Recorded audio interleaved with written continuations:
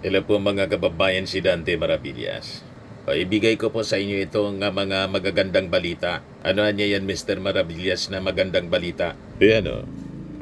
Magandang balita talaga to. Ano na naman yan, Mr. Maravillas? Napakaraming pera na naman yan.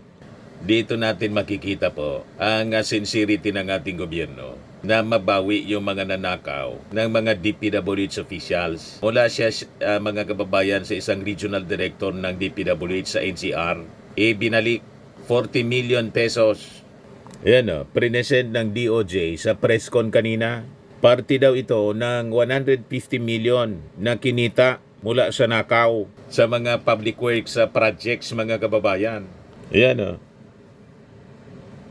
Di ba? Matindi.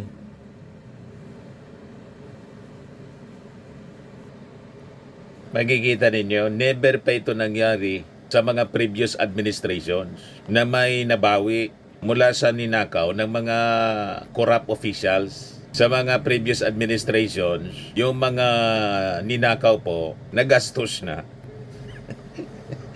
Walang efforts. Yung mga previous administrations na ma-recover ang ganitong limpak-limpak na salapi mula sa taxes ng ating mga mamamayang Filipino. Only our President Bongbong Marcos Jr.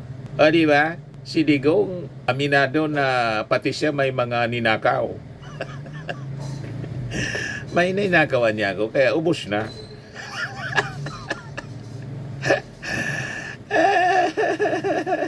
Kamusta yung 125 million na confidential funds ni Sara na nalunok ng 11 days? Hindi pa po na ibabalik. Nakita ninyo ang pagkakaiba? Mga kababayan, buti pa to, ibinabalik. Yan o, sa report ng GMA News, sabi dyan, 40 million isinauli ng dating opisyal ng DPWH sa DOJ. Binalik ni dating DPWH NCR Regional Director Engineer Gerard Opolencia ngayong araw. December 16 sa DOJ ang mahigit kumulang 40 million na kanilang diniklarang kinita mula sa mga illegal na umanong proyekto. Ayon sa DOJ, hindi lang ito ang ibabalik niyang pera at may susunod pa na darating para mabuo ang 150 milyong kinita niya. Di ba? Maraming nare-recover. Si Engineer Alcantara, yung unang ibinalik, mga kababayan, 110 million. Yung unang ibinalik at sabi ng ating Pangulong Bongbong Marcos, susunod ibabalik pa niya. Baka next week o this week, ibalik yung 200 million pa, mga kababayan. Ayan o. Sabi ng ating Pangulo, Henry Alcantara magbabalik pa ng 200 million. Sunod-sunod yan, mga kababayan. Ito naman po, 40 million muna, yung regional director ng NCR. At ang susunod, 150 million, bubuin daw yung 150 million mula sa kinita sa pagnanakaw. You see? Pakinggan natin yung press con kanina po. Alcantara.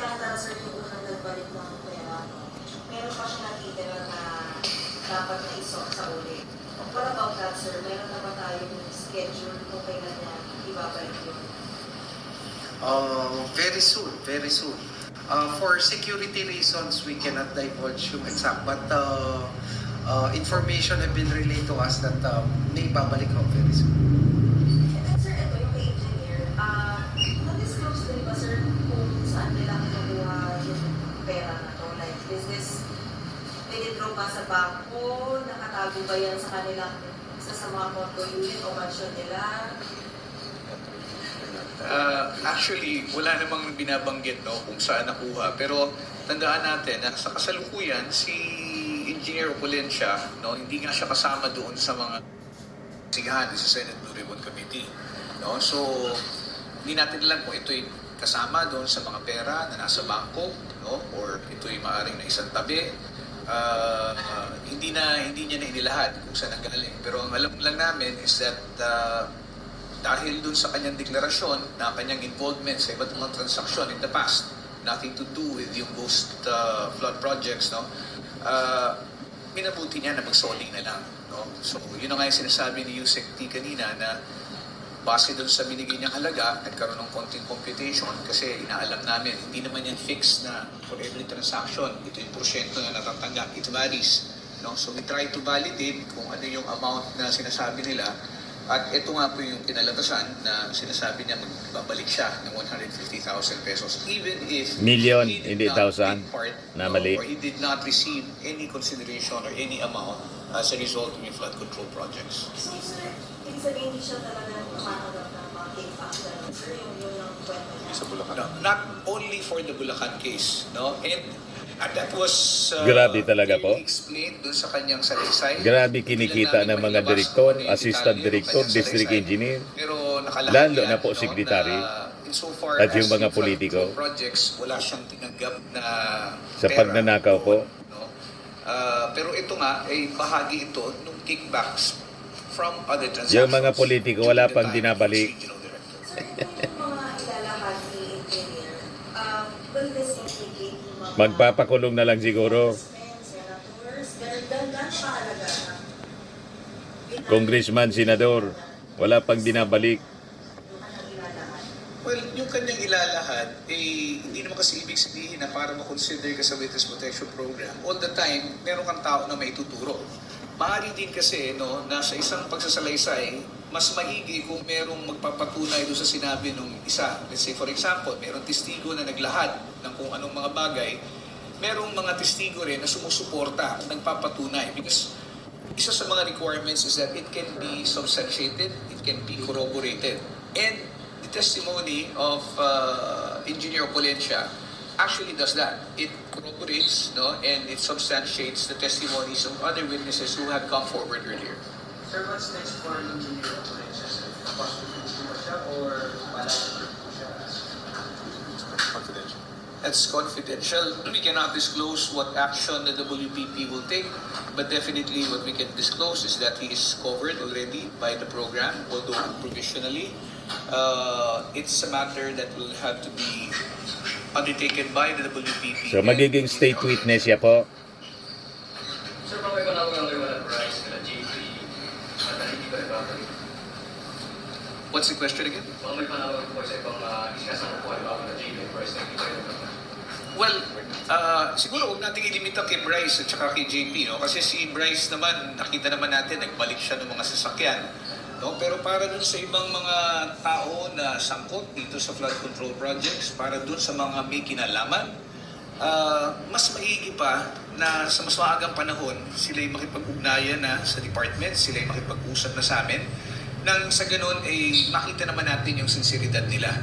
Hindi ibig sabihin na lahat ng taong babalik o lalapit sa WPP ay magsasauli ng pera. Kasi maaring ang meron sila ay mga testimonyang mahalaga, makakatulong sa amin, no? At maaari pa rin silang i-consider dyan. Pero para dun sa iba na may mga kinalaman, ang aming mensahe lang siguro is gusto nating ibalik sa tao kung ano yung para sa tao, para sa publiko. Sabihin man nila na maliit na halaga ito kumpara dun sa mga pag-uusapang bilyong-bilyong piso, no? Pero mas maigi na kahit papano, paunti-unti may balik natin kaysa hintayin pa natin mawala ito. At ito'y maitago, may waldas, magastos.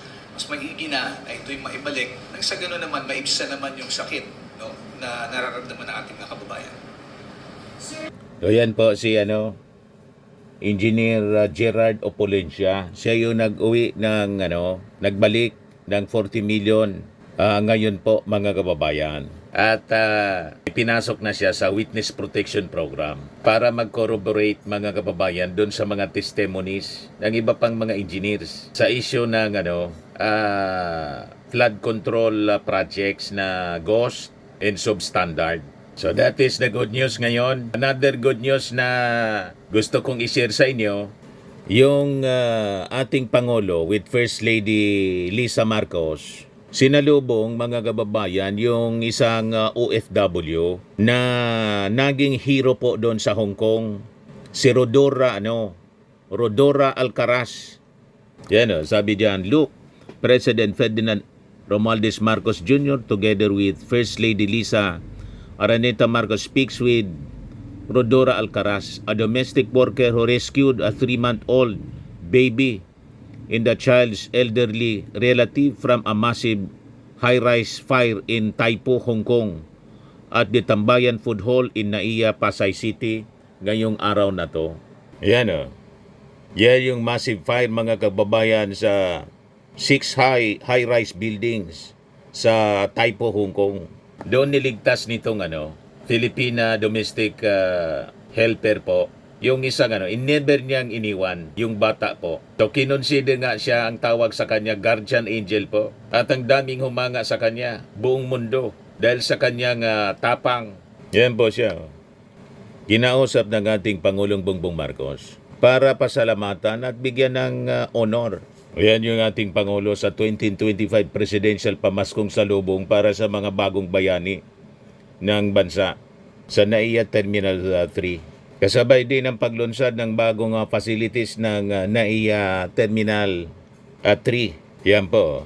Yan ang ating Pangulo para ilunsad yung e-gate, biometric e-gate para madali na lang po ang pagpasok ng mga pagdaan ng mga OFWs. Yan po yung mga modern facilities ngayon. In-inspeksyon na ng ating Pangulong Bongbong with Ramon Ang, yung nanalong contractor dito sa modernization po ng Naiya Terminal. Yan po yung ating Pangulo with Ramon Ang.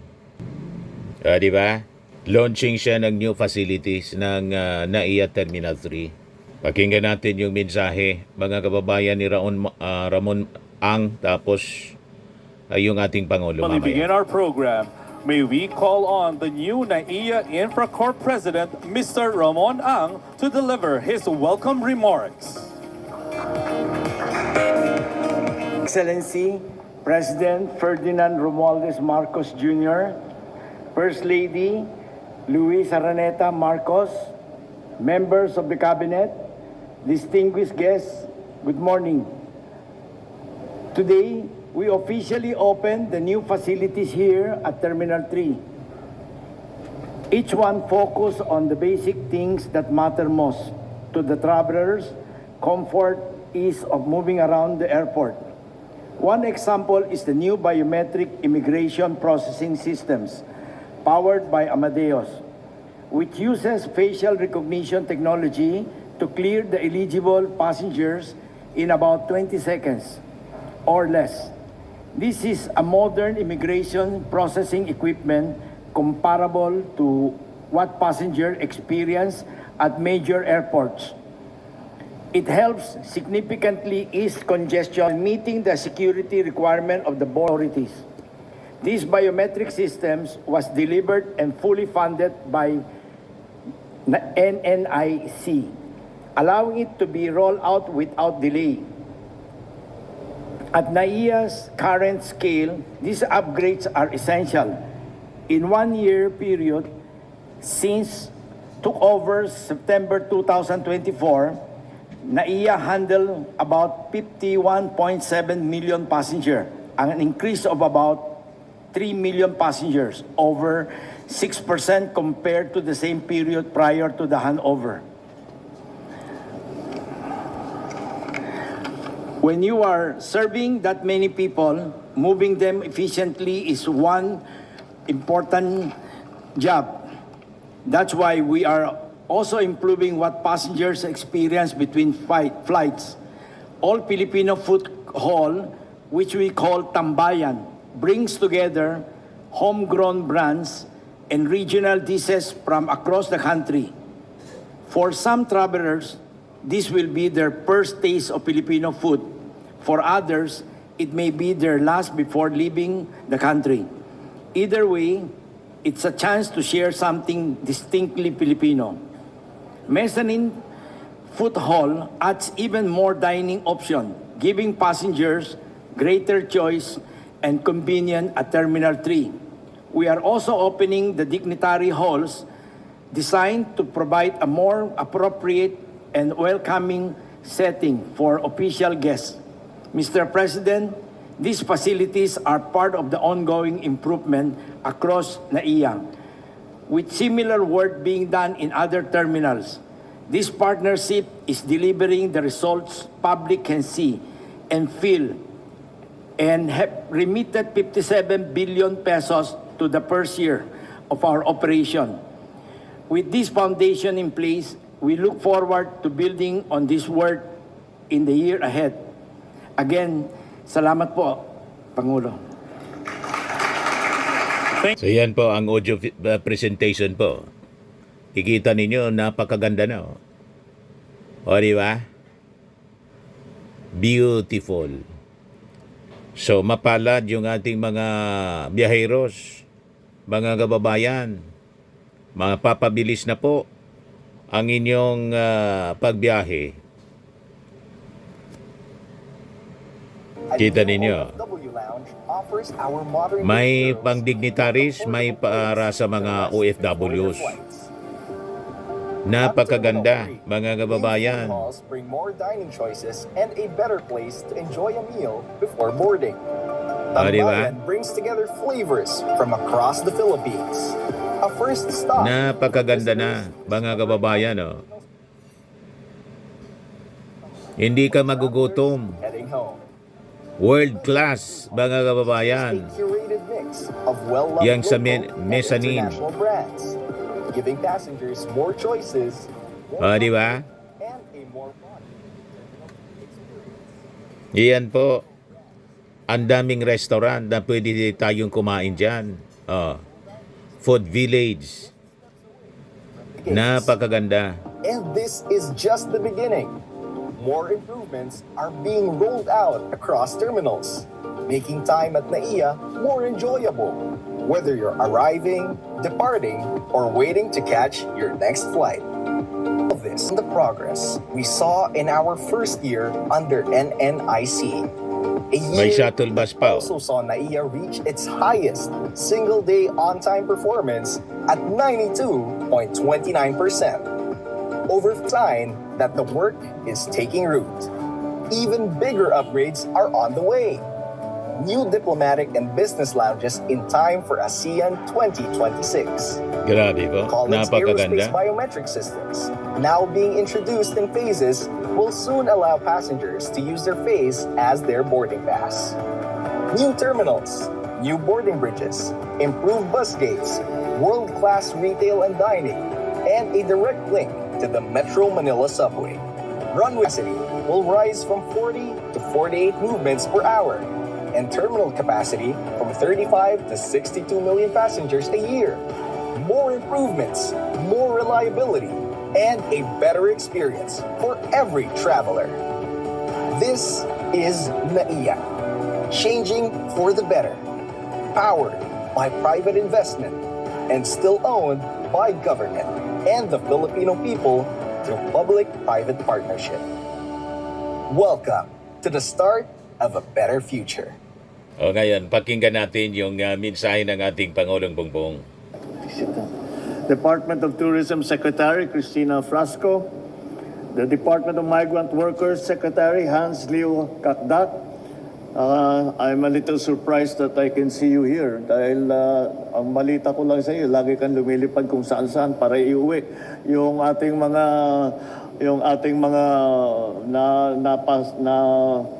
nalagay sa peligro na mga OFW. So welcome home.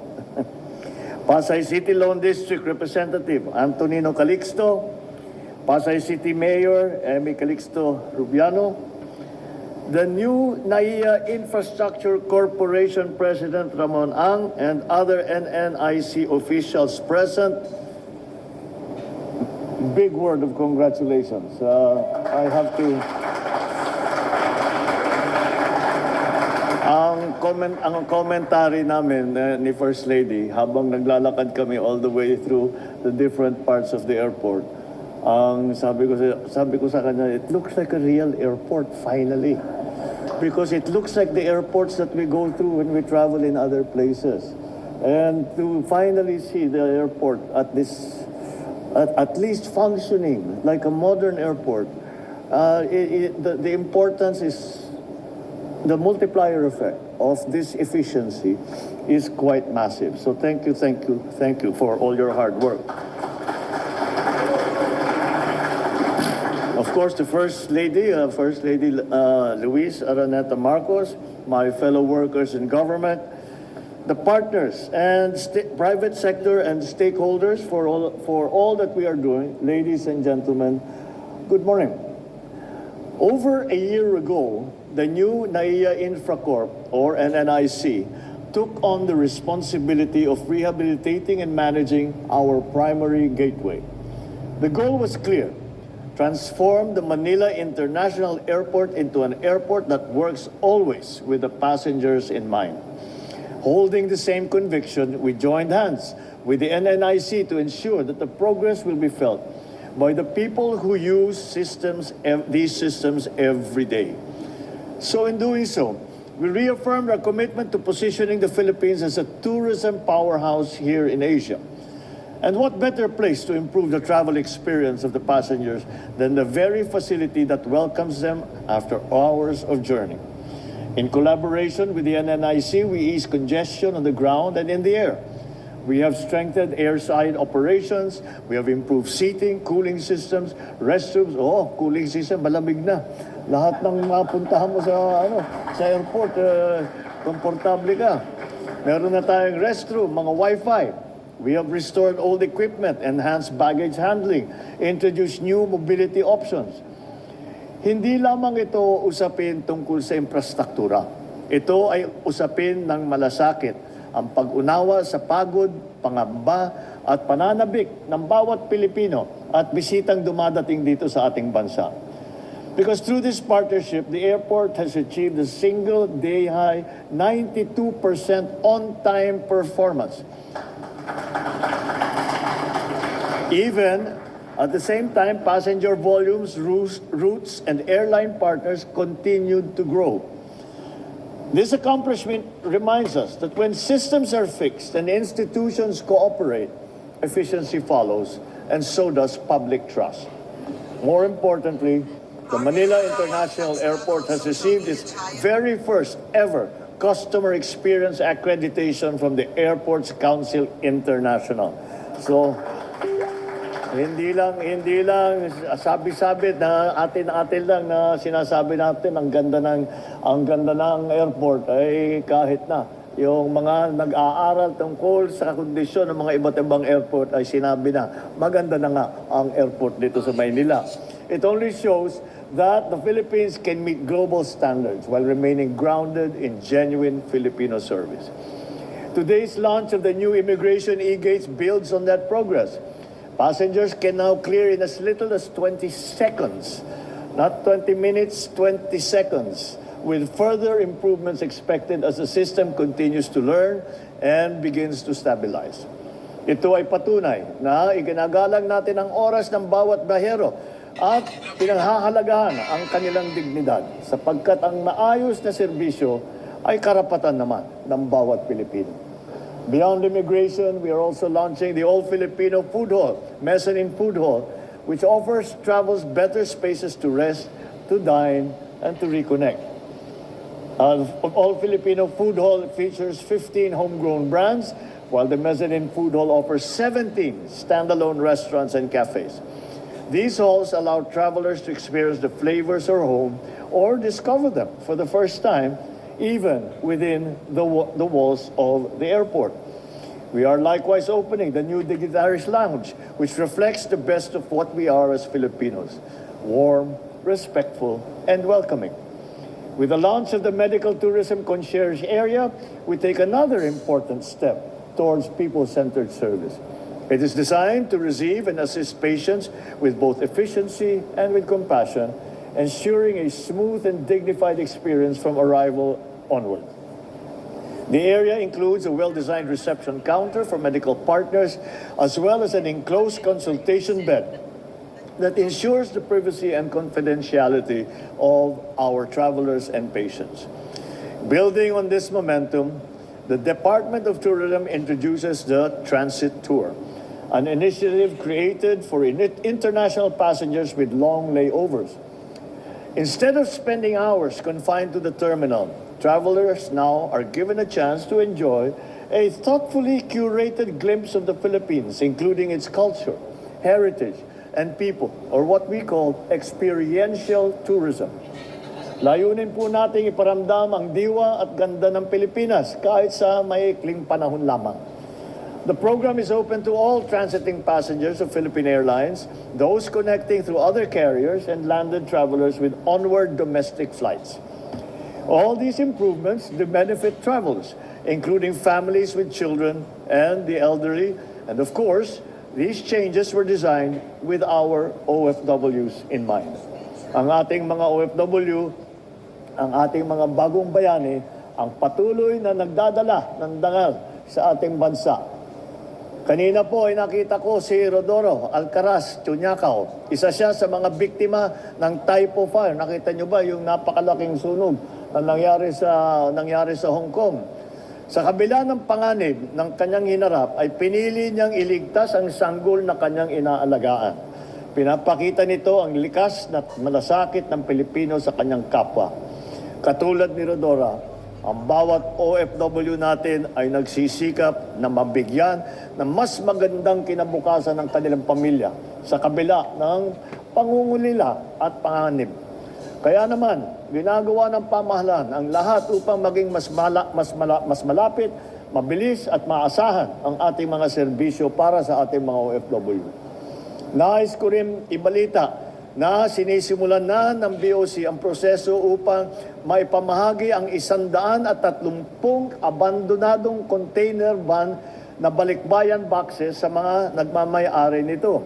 Ang nangyari po rito ay nagpadala po ang ating OFW ng balikbayan box, inuwi dito sa Pilipinas. Yun naman yung mga nagdala, hindi naman binayaran ang mga dapat bayaran dito sa Pilipinas. Kaya nandun nakatiwangwang lang yung mga balikbayan box for almost yung iba magwa 1 year na. Nandun lang sa Bureau of Customs. Ngayon, sinimula na natin ang pagbibigay at ipagbabalik dahil hindi naman pagmamayari ng pamahalaan yan, pagmamayari yan ng ating mga OFW. Kaya starting today, i-release na natin, gaano kadami ba yun? There was about 100